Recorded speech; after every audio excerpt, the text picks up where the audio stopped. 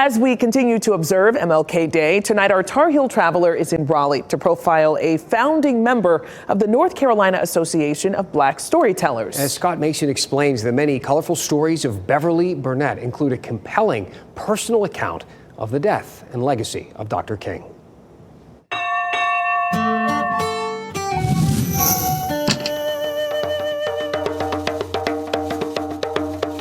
There was a long time ago an old man who was loved by his community. Beverly Burnette's community is the North Carolina Association of Black Storytellers, which she helped found. And there's nothing like a good story. And people would come up on our porch in the summertime in Rocky Mount and sit and swing in our swing and listen to everybody talking. Its branches stooped, lost to decades. She is also a poet. The storytellers chanted to a waxing moon.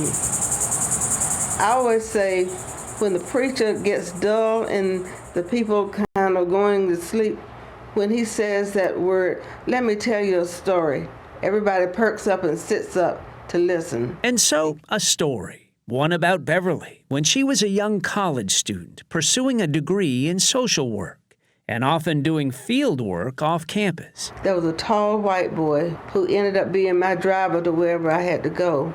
Then one day he said, "It's my birthday today. Will you go with me to the movies?" Even though she was black and he was white.